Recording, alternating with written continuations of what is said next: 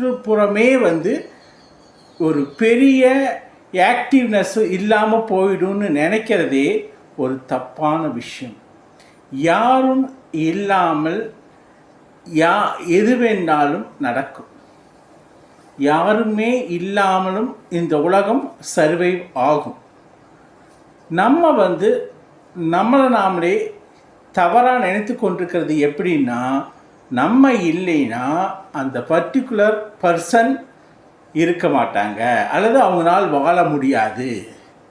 அது எல்லா விதமான ஜீவராசிகளுக்கும் உயிர்களுக்கும் அது சம்பந்தமானது. அப்போ நம்ம ஏன் இவ்வளவு ரிஸ்க் எடுக்கணும்? ஒரு முனிவர் கேட்டாராம். அந்த முனிவர் வந்து ஒரு தாய் அந்த முனிவர்கிட்ட போய், என்னுடைய கணவனை, இறந்த கணவனை உயிர்ப்பிச்சு கொடுங்கன்னு கேட்டாராம். அதுக்கு அந்த முனிவர் சொன்னாராம், நான் வந்து உயிர்ப்பிச்சு கொடுக்குறேன், ஆனால் உங்களில் யாரோ ஒருத்தர் வந்து உயிரை தியாகம் செய்ய வேணும்னு சொன்னாராம்.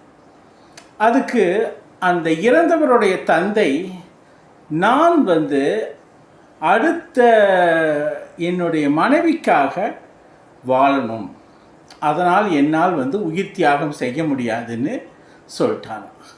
மனைவி கேட்டதுக்கு, இல்லை என் கணவனுக்கு பணிவிடை செய்யணும், என்னால் வந்து உயிர் தியாகம் செய்ய முடியாதுன்னு இறந்து போன அப்பா அம்மா அப்படி சொல்லிட்டாங்களாம்.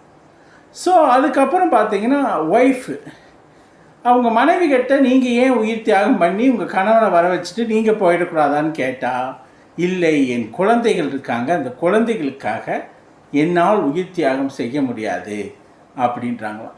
சரி, குழந்தைகளை கேட்டால், என்னோட அம்மா தனியாக இருக்காங்க, அவங்களுக்காக உயிர் தியாகம் எங்களால் செய்ய முடியாது, அவங்களுக்காக நாங்கள் வாழணும்னாங்களாம்.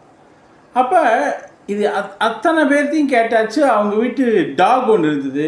சரி, அந்த நாய்கிட்ட கேட்டதுக்கு அது சொல்லிச்சான், எங்கள் எஜமானியம்மா இருக்காங்க, அவங்க குழந்தைங்க இருக்காங்க, எங்கள் எஜமானர் இல்லை, இந்த குழந்தைகளையும் எஜமானரையும் காப்பாற்றுறதுக்கு நான் இருந்து தான் ஆகணும்னு சொல்கிறாங்க. அது சொல்லிச்சான். ஸோ இந்த மாதிரி அந்த நபர் இறந்த சில மணி நேரங்கள்லேயே, சில துளி நிமிடங்கள்லேயே அவங்க ஒவ்வொருத்தரும் அவங்க ரோலை ஃபிக்ஸ் பண்ணிட்டாங்க. இதைத்தான் முனிவர் சொன்னார். அவரை திரும்ப உயிர் பிச்சு கொண்டு வந்து நீங்கள் என்ன செய்ய போகிறீங்க?